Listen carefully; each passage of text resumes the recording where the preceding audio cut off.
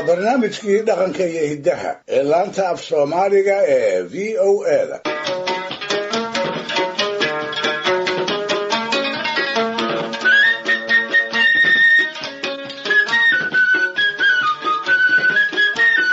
dhegaystayaal bilowgii 1990-nadii qaranjabkii soomaalida ku dhacay wixii ku wacnaa weli la islama meel dhigin sababo dhowra dartoodna ma filaayo faca maanta noole si aan hayikac lahayn inay isula meel dhigi karaan. xukuumadihii 1960kii talada dalka gumaystayaashii reer Yurub kala wareegay mar baa qaranjabkaas wax laga saaraa. mar kale waxaa loo saarayaa mucaaradkii hubaysnaa ee inta qaabtooleedka isu abaabulay dowladdii tirtay sidaas ku dumiyey. waxaase loo badan yahay ayna u eg tahay in la isku raacsan yahay in qabyaaladdu ay ahayd sababaha tii ugu darayd ee ay eersatay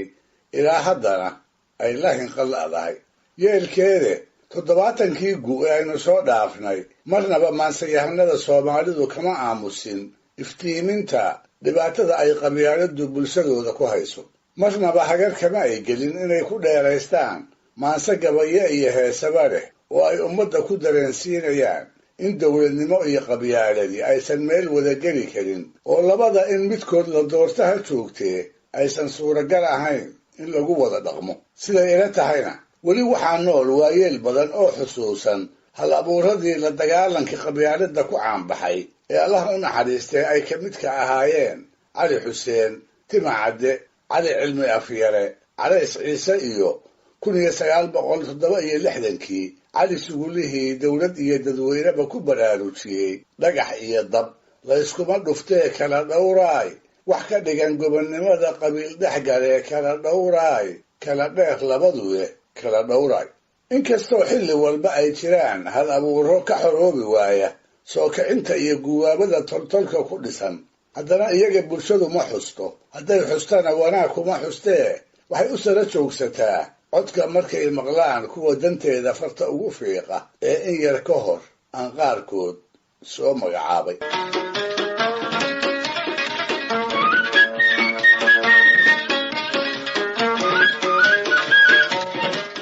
waa tahay axmed colaad qorane oo loo yaqaan abwaan qorane waa maansayahan dhibaatooyinka soomaalida haysta dhab uga murugooda. dhowr sano ka hor beryihii habsiyaasadeedka federaalnimada iyo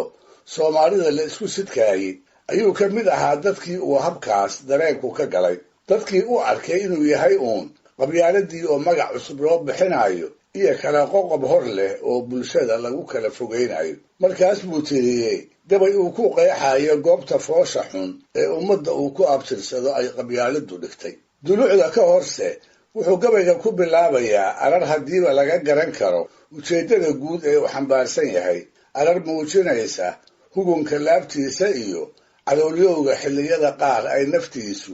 la xasili weydo. waa gabay dheeroo qaybo ka mida inaan mariyo mooye aanan idilkiis idiin soo gudbin karin wakhtiga aan haysto oo kooban awgeed. wuxuu ku bilaabay waayadanba waan salalsanaa saaxi ma ahayne si aan ahayba mooye qalbigu way sanqarayaaye saqda dhexe habeenkii ninkaas ogan baan ahay. siduu cadowgu noo kala sidkaye saxalku noo fuulay caqligii wax suuradin lahaa waa la saanyaday 9 dowladood oo yaryari sabi ma deeqaane. waa sida shisheeyuhu rabiyo saalax waatuuye sacabkayga oo maran markaan sare u taagayo soomaali weyn oo midax yaan saadiyaa weli. ha yeeshee suntii lama daweyn saancadka lahaydee suxullada sidaan uga jabnay ee sabarku noo ciiray sahwi iyo halmaanba igu dhaca saacadaha qaar.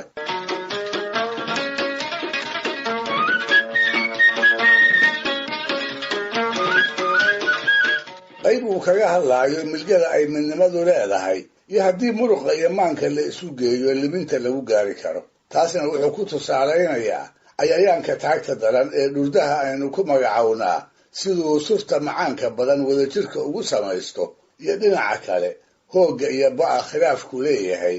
soomaalidana uu baday. wuxuu yidhi surtaad aragtay ee suuban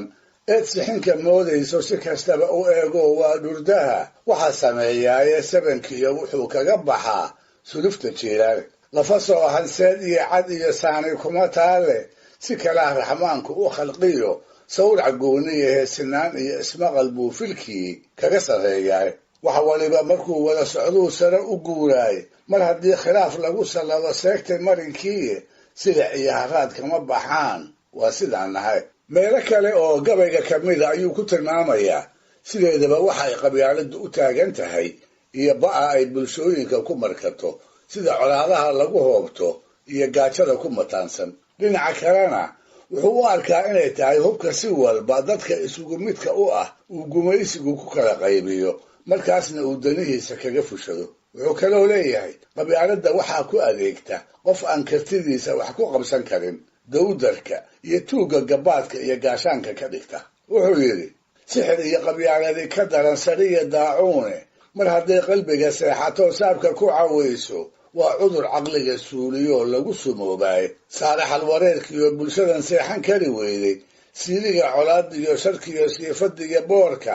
iyadaa saraayaha dhashiyo siica nololeed waa saawasaawiyo col iyo saymo diriireede marna waa sabaan iyo abaar soof mareebta ahe sabi iyo haween kama tagto iyo saancaddaha weyn sagal hooray doogoo sidmoo lagu sureeraayo sareerada markay kaa qubtiyo subaga ceegaaga sabool iyo waxay kaa dhigtaa surugla cayreed sinsaarada gumaysigu markuu qolo suldaarayo saka laga wareemo iyo markuu dabin u soo hayo suryadu inoo soo mariyo sababta weeyaan safiih iyo waxay caawisaa saaqid iyo tuuge kolba bahal khiyaano u socda ya saamuhu tuma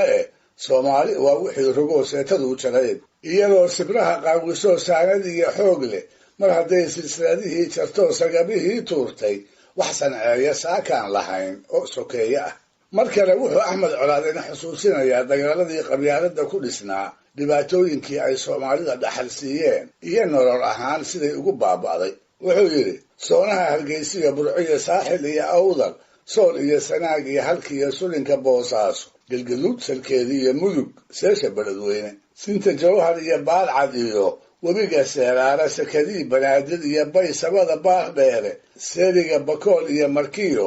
seedda baladxaawo sudihii kismaayo iyo gedo barasankii ciidda waa meelihii lagu sardabay sarow abraarkiiye sahay lagama helo beerihii saraca weynaay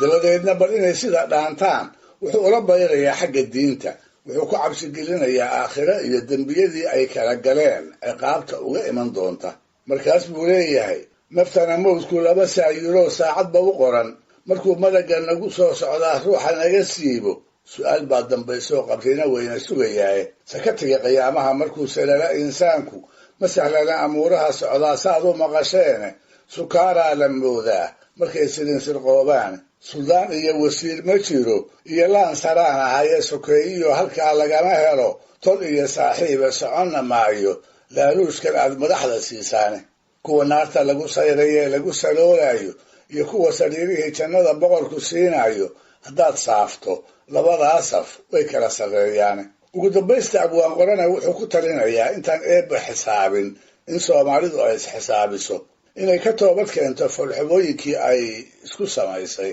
dabadeedna siday eegga ku sugan tahay si ma ahee ay talo isugu noqoto intay wax aqoonta meel isugu keento soomaaliyay waad ogtihiin waxaad samayseen sabaanadanba waynagu yaraa saadka aakhiro kuwa saalixiintaha intoo talada loo sooco haddii aan wixii hore socdee loo sacyiin hawsha waa layna soo saarayaa ee saa dambe aan dhowrag waa gabay laba tuduc markii laga reebo habka saddexleyda ku tirsan kaasoo ah mansayahanadii waaweynaa qaarkood hababkii ay u gabi jireen midkood waa gabay dheer hase ahaatee akhris iyo dhegaysiba aan lagu daarayn madaxaygana sababtu waa ujeeddada sare ee uu xambaarsan yahay iyo ereymaansadeedka qirada weyn leh ee gabyaagu uu inoogu soo gudbinayo dhegaystayaal barnaamijkii dhaqanka iyo hidduhu maanta halkaa ha inoo jooga waa inoo toddobaadka soo aadan iyo ku kale hadduu eebba idmo